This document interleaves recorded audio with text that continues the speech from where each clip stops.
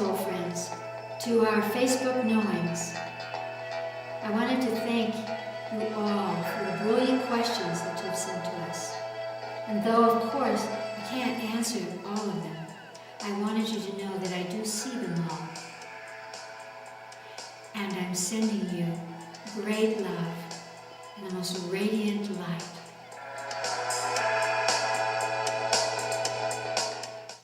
You've brought me wonderful questions for today, so let's begin.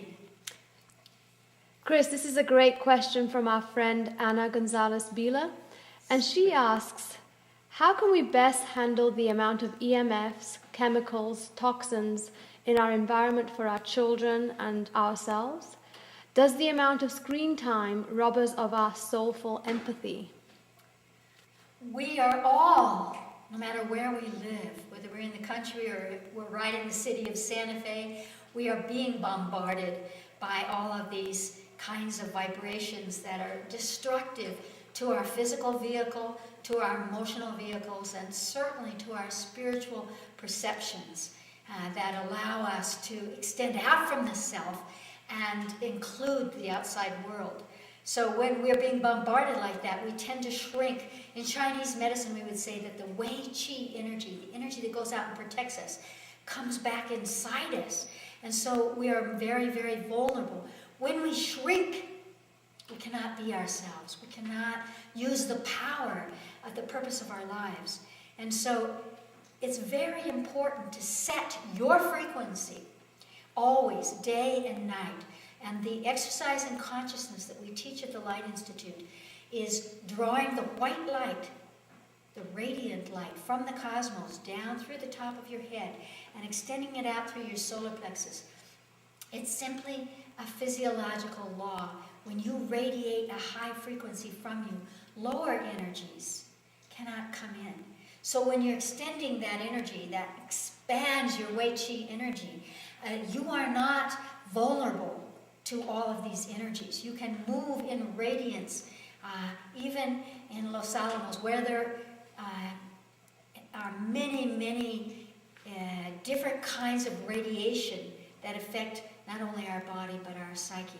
So you want to be aware of that. Another way to do that is to spin around to the right. When you spin around, again, you increase your electrical magnetic energy that radiates from you, and this protects you from those things. There are many nutritional substances that can protect you. One of the ones that I like is algae from the sea, wakame. Many different kinds of algae from the sea will protect you from radiation. So anytime you take something in and you feel this is protecting me, if you're spinning around and you feel this is protecting me, it will lift you above those frequencies. And so you want to choose for yourself. This is going to make me stronger. This defends me. Above all, radiating your energy, coming out into the world rather than feeling the victim. We have chosen to live in Santa Fe because we are ready to wield radiant energies so that as we go into the next octave of Earth reality, we will be able to handle those frequencies because there will be more and more radiation coming from the Earth, coming from the cosmos.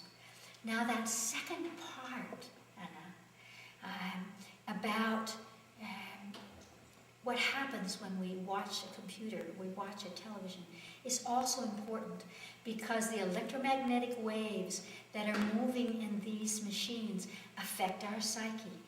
Again, if we are bombarded and we are taking in energies from outside us, we lose the capacity to extend out, to be able to look at the world and have compassion or have illumination from a spiritual perspective. And I think it's fairly negative to watch a movie, for example, before you go to bed, because it fills your brain with those kind of vibrations, which influence your dreams. When we go to bed, our Wei Qi has left us. It has come inside, so we have no protection. We want to sleep in a blissful energy that allows us to take in cosmic energies so that we are stronger in the next day. I would definitely limit our children's watching of TV. And again, at certain times, if you want to eat as a family, then having children watching TV before you're eating is going to block the psychic flow between you and your children. And you don't want that. So leave it for some other time, or have them get up and spin around and play with you, or go outside, or stand barefoot. Standing barefoot on the earth is a wonderful way to drain negative energies out of the body so that the body is strong. Let us remember that we are choosing our lives and that we have the strength on a physical level, on a psychic and a spiritual level to not only wield our own lives, but to extend out and recognize that part of our purpose is to have the kind of illumination that embraces the lives of everyone else. All sentient beings, whether they be wingeds or four-leggeds or whatever kind of being they are. So thank you for that brilliant question, Anna. Chris, this is a question from Sarah Arena. She says, "Thank you, Chris. I have a question. What could we actively do to let go of this fear of abundance or not being worthy of abundance?"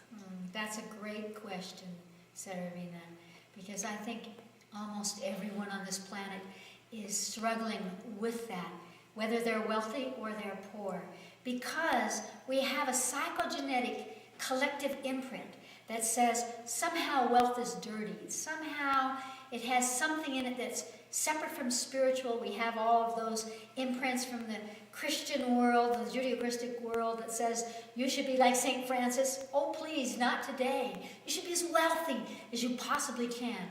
So first I would say, read my book, Psychogenetics, The Force of Heredity, so that you can clear away from you and begin to contemplate that. From whom in your family constellation did you inherit that conclusion that somehow you're not worthy of it, or it's dirty, or it doesn't make you spiritual? Those are the three main themes that have to do with fear of abundance. And then I would suggest an exercise in consciousness for you to do day and night, when you go to bed, when you wake up in the morning, and your life will change. And when your life changes, everyone's life around you will change. We need more abundance, Sararina, in this world. Imagine what you could actually do with abundance. How you could help people to be creative, to feel dignity in themselves, to discover ways that they could support themselves, rather than being the victims. If we could dissolve the theme of victims on this planet, we would live completely differently. So it is time, it is past time for us to be as wealthy as possible. Of course, with great integrity, but with that recognition of cosmic law, which is the more that comes to you, the more you can give out. The power is in the giver. So let go of the trivia of not being worthy. You are alive. Therefore, you are worthy of anything that you contemplate, anything that somehow moves into your screen of existence, of possibility. Here is the exercise. Closing your eyes, taking a deep breath into your body, and ask your body where it holds the power to use abundance well. And feel inside. You might feel a place in your body. You might hear the place of an organ or a part of your body. You might actually see a place in your body that holds the power to use that abundance well.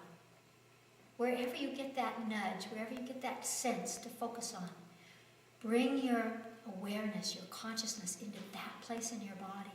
Take a deep breath and imagine that you've pricked open that little encapsulation that holds the power of your abundance as a part of your purpose, as a part of your gift to the world, and feel it flowing through you. It might feel like warmth. It might feel like light. It might tickle. It might make you laugh or smile. Let that sense of abundance flow through you. And then imagine that you are radiating it out from your body through your electromagnetic energy, your auric field, and extending it out, and extend it especially to anyone from whom you inherited that limitation, Maybe it's your parents or your grandparents, or the experiences of someone else, so that they can feel this new imprint that could be stronger than the psychogenetic imprint of not being worthy, so that you change what is true for you.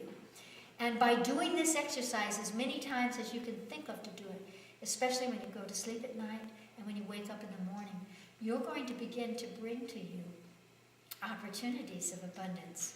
And you will use them well, with dignity and pleasure and a sense of purpose in life. So thank you for this brilliant possibility for each and all of us to be the agents of change. Sarah Rena.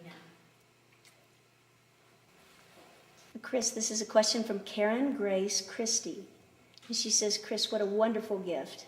I've noticed a shift, particularly in my daughter's friends who are in their 20s, from living noisy, busy lives that kept them disconnected from their true self. They are now looking to reconnect. I see this in the arts they choose. They want to listen to music and performers whose work touches them, a singer and her guitar, nothing more. Perhaps there is something in this you could add sparkle to. All right, let me sparkle this. All of us are changing who we are at every second. And so it's very important, let me send this message especially to parents. Your children will outgrow their heavy metal. They will outgrow all of the twists and turns in their lives as they come into a sense of self. Because all of us have a deep reservoir within us that can be touched. That can be touched by laughter, that can be touched by deep emotions, that can be touched by potential. And so what happens is that, we fill up on a level. It's as if we had many stratas, which we do, of reality. And we play in one strata, as if we're entrapped in an envelope there. And we play and we play and we indulge and we fill it up, and then one day we're done. We're done with that level and we go to the next. It's called evolution. It's called enlightenment. And it is the purpose of our lives, and all of us are moving there. We don't have to think about it. We don't have to try. It will happen to everyone. I think that is one of the most inspirational truths that we can all embrace. And so what I would say is send light to everyone around you, to the young people, because it is the young people who will inherit not only the wobbles that we have created, but will inherit the beauty of the world and will inherit from their own evolution answers that we could not see. And so we have to trust them and trust ourselves that we are all here for a purpose, a wonderful purpose that can inspire and change the very realities of our earth plane and our connection to the cosmos. Life is good.